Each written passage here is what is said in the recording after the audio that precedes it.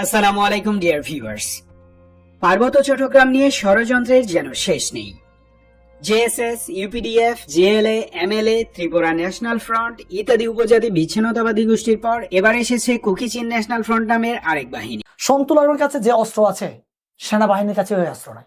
সন্তু লারমা মাসে দুবার করে ভারতে যায়, কখন যায় কখন আসে আমার বাংলাদেশের গোয়েন্দা সংস্থা হয়তো এটা তাও ওনারাও জানে না।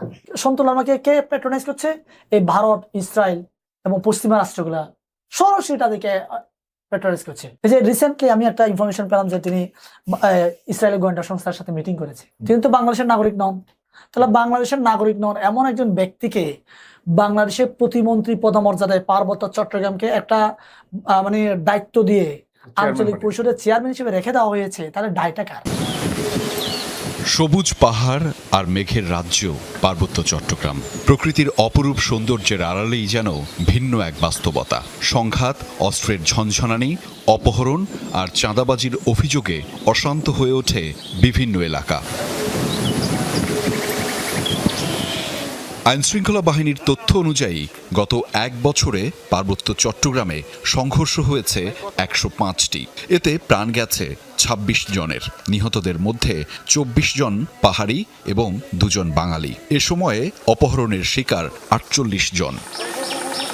আধিপত্য বিস্তার ঘিরে সক্রিয় একাধিক আঞ্চলিক সশস্ত্র সংগঠন। জেএসএস, ইউপিডিএফ সহ তাদের বিভিন্ন অংশের মধ্যে দীর্ঘদিন ধরেই বিরোধ। এছাড়া কুকি-চিন ন্যাশনাল ফ্রন্ট কেএনএফ ও নতুন করে মারমা ন্যাশনাল পার্টি এমএনপির তৎপরতাও এসেছে আলোচনায়। শুধু সংঘর্ষ নয়, রয়েছে চাঁদাবাজির অভিযোগ। আইনশৃঙ্খলা বাহিনীর তথ্য অনুযায়ী যানবাহন, বাজার, ব্যবসা প্রতিষ্ঠান, ঠিকাদারি কাজ, উন্নয়ন প্রকল্প, এমনকি কৃষকদের কাছ থেকেও চাঁদা আদায় করে সশস্ত্র গোষ্ঠীগুলো। সব মিলিয়ে ১,০০০ কোটি টাকারও বেশি চাঁদাবাজির অভিযোগ তাদের বিরুদ্ধে। এই দুর্গম পাহাড়ি পথ দিয়ে নিঃশব্দে এগিয়ে যাচ্ছে একটি ছোট দল। তাদের হাতে অত্যাধুনিক স্বয়ংক্রিয় অস্ত্র, যা সাধারণত কোনো নিয়মিত বাহিনীর হাতেও দেখা যায় না। দলটির ঠিক মাঝখানে মাথা নিচু করে হাঁটছেন একজন বয়স্ক ব্যক্তি। তার কোনো পাসপোর্ট নেই, কোনো ভিসা নেই, অথচ তিনি এই পথ দিয়ে বছরে অসংখ্যবার ভারতে যাতায়াত করেন। এই ব্যক্তিটি কোনো সাধারণ মানুষ নন। তিনি পার্বত্য চট্টগ্রামের মুকুটহীন সম্রাট আঞ্চলিক পরিষদের চেয়ারম্যান জ্যোতিরিন্দ্র বোধিপ্রিয় লামরা, যিনি সন্ত লামরা নামেই বেশি পরিচিত। তিনি যখন সীমান্ত পেরিয়ে ওপারে পা রাখলেন, তখন সেখানে অপেক্ষমান কালো এসইউভি হেডলাইট জ্বলে উঠল। তাকে স্বাগত জানাতে সেখানে দাঁড়িয়ে আছেন ভারতের শীর্ষ গোয়েন্দারা। এই দৃশ্যটি কোনো হলিউড বা বলিউডের স্পাই থ্রিলার নয়, এটি বাংলাদেশের পার্বত্য চট্টগ্রামের এক ভয়ঙ্কর অঘোষিত বাস্তবতার চিত্র। যে মানুষটি দীর্ঘ ২.৫ দশক ধরে বাংলাদেশের প্রতিমন্ত্রী পদমর্যাদায় অধিষ্ঠিত, তিনি দিনের আলোতে রাষ্ট্রের সুবিধা ভোগ করেন, আর রাতের আধারে ভিন দেশের মাটিতে বসে রাষ্ট্রের বিরুদ্ধে শান দেন নতুন কোন ষড়যন্ত্রের অস্ত্র। পাহাড়ের এই সবুজ আর মেঘের আড়ালে আসলে কি ঘটছে? কাদের ইশারায় অশান্ত হয়ে আছে বাংলাদেশের ১/১০ ভূখণ্ড?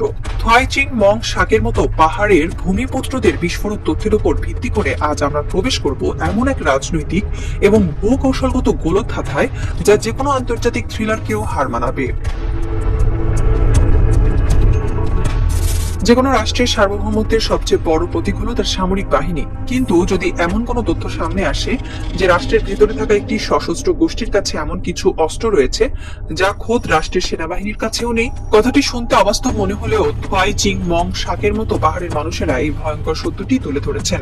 সন্ত লারমার নেতৃত্বাধীন সশস্ত্র গোষ্ঠীগুলোর কাছে এখন এমন সব অত্যাধুনিক অস্ত্র, নাইট ভিশন গগলস এবং স্যাটেলাইট কমিউনিকেশন ডিভাইস রয়েছে যা অনেক দেশে নিয়মিত বাহিনীরও ধরাছোঁয়ার বাইরে। প্রশ্ন হলো, এই অস্ত্রগুলো আসছে কোথা থেকে? পাহাড়ের গহীনে, বিশেষ করে মিজোরাম এবং আসামের সীমান্তবর্তী অঞ্চলগুলোতে গড়ে তোলা হয়েছে বিশাল সব ট্রেনিং ক্যাম্প। সন্ত লারমার সশস্ত্র বাহিনীর সদস্যরা সেখানে নিয়মিত প্রশিক্ষণ নিচ্ছে।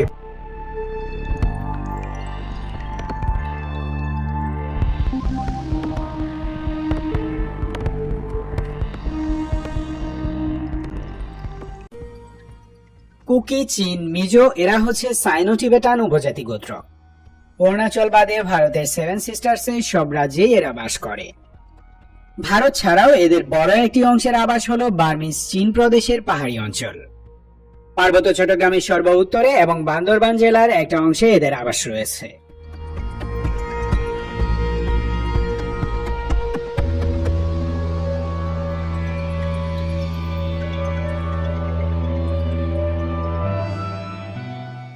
2008 সালে কুকি চীন ন্যাশনাল ডেভেলপমেন্ট অর্গানাইজেশন বা কেএনডিও নামে এদের যাত্রা শুরু হয়। সংগঠনের প্রধান নাথান বম পড়াশোনা করে ঢাকা ইউনিভার্সিটিতে। সে নিজেকে চিত্রশিল্পী ও লেখক হিসেবে পরিচয় দেয়। এই গোষ্ঠীর সেক্রেটারি হিসেবে আছে বেংলান লিয়ান বম নামের আরেক উপজাতি। নাথান বম 2018 সালে বান্দরবান থেকে জাতীয় নির্বাচনে এমপি ক্যান্ডিডেট ছিল। বম, পাংখোয়া, লুসাই, খুমি, ম্রো এবং খিয়াং উপজাতিদের নিয়ে এই সংগঠন। এদের সাথে চাকমা, মারমা, ত্রিপুরা ইত্যাদি উপজাতি গোষ্ঠীর সাথে বিরোধ আছে। প্রথম দিকে এরা শান্তিপূর্ণভাবে কার্যক্রম চালিয়েছে। 2016-তে সংগঠনের নাম পরিবর্তন করে রাখা হয় কুকি চীন ন্যাশনাল ফ্রন্ট বা কেএনএফ। এদের সশস্ত্র শাখার নাম কুকি চীন ন্যাশনাল আর্মি অর্থাৎ কেএনএ। তবে শুরুতে নাম ছিল কুকি চীন ন্যাশনাল ভলান্টিয়ার্স বা কেএনভি। বাংলাদেশে উপজাতি সংক্রান্ত যত দেশি ও বিদেশি এনজিও, সংগঠন, সহায়তা সংস্থা আছে তার প্রত্যেকটি এক একটি ইবলিশের আড্ডা। এইসব এনজিওর সাথে রয়েছে বাঙালি নামধারী একদল কুলাঙ্গার।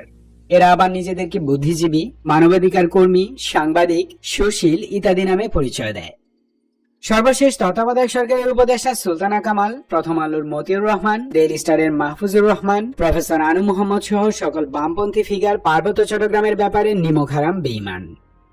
এরা এদের বিদেশি প্রভুদের স্বার্থ রক্ষায় সর্বদা প্রস্তুত। এই দেশি বিদেশি চক্রই পার্বত্য চট্টগ্রামের সকল সহিংসতার মদতদাতা।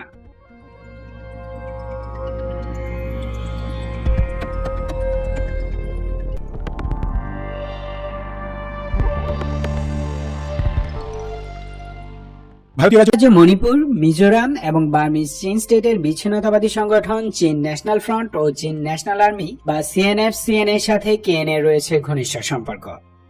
এছাড়াও দুটি বৃহৎ বার্মিজ বিচ্ছিন্নতাবাদী গোষ্ঠী কারেন ও কাচিন বিদ্রোহীদের সাথে যোগাযোগ রয়েছে বলে জানা যায়। সেই সময়ে তারা 100 সদস্যের একটি টিমকে ভারত ও বার্মায় পাঠায়। গেরিলা প্রশিক্ষণ শেষ করে তারা বাংলাদেশে ফেরত আসে 2019 সালে। বর্তমানে তাদের সশস্ত্র ও সিভিলিয়ান মিলিয়ে প্রায় 4000 সদস্য আছে। এদের মাঝে 1000 থেকে 1200 সদস্য ফুল গেরিলা ট্রেনিং প্রাপ্ত। কেএনএর টাকা আসে মূলত খ্রিস্টান মিশন, বিদেশি অনুদান, এনজিও, স্থানীয় চাঁদা ও মাদক পাচার থেকে। ভারত ও বার্মা থেকে তারা অস্ত্র, গোলাবারুদ, যোগাযোগ সরঞ্জাম ও সামরিক পোশাক সংগ্রহ করে। বিদেশি এনজিও সমূহ আমাদের বিরুদ্ধে হাতিয়ার হিসেবে ইউজ করে। আর মূল বিপদ এখানেই।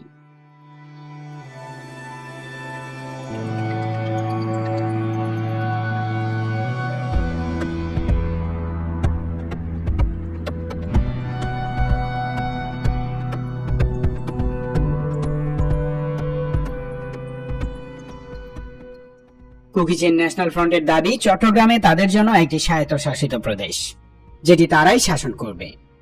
খাগড়াছড়ির সর্ব উত্তর থেকে বান্দরবানের সর্ব দক্ষিণ পর্যন্ত বিস্তৃত একটি অটোনোমাস স্টেট গঠনের দাবি নিয়ে আন্দোলন করছে কেএনএফ। এদের দাবিটাই উদ্ভট, কারণ বাংলাদেশের প্রশাসনিক সিস্টেম প্রাদেশিক নয়, শাসনতন্ত্র কেন্দ্রীয়।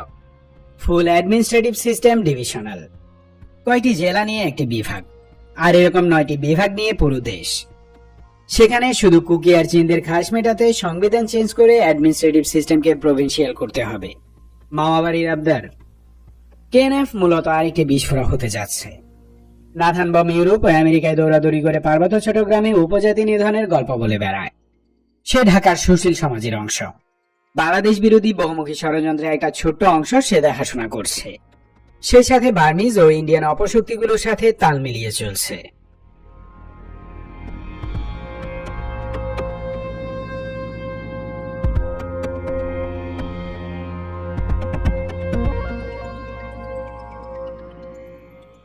গত মার্চের 24 তারিখ ভারতের মিজোরাম রাজ্যের সীমান্ত এলাকায় 6 কেএনএফ সন্ত্রাসী আটক হয়।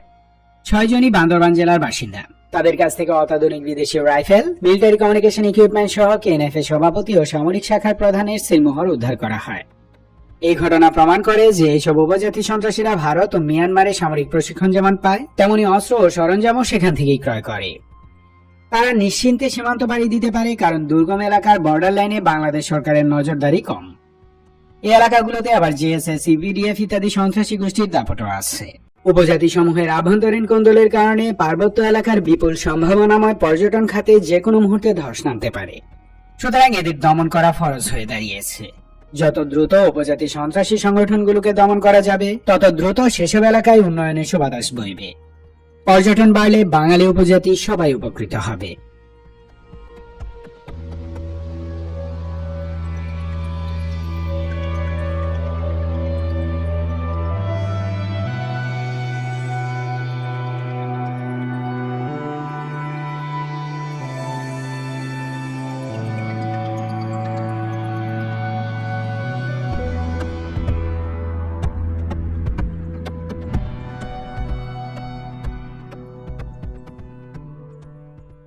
Thanks for watching this video. সঠিক ইতিহাস জানুন, সুস্থ ও নিরাপদ থাকুন, দেশকে ভালোবাসুন, বাংলাদেশ চিরজীবী হোক।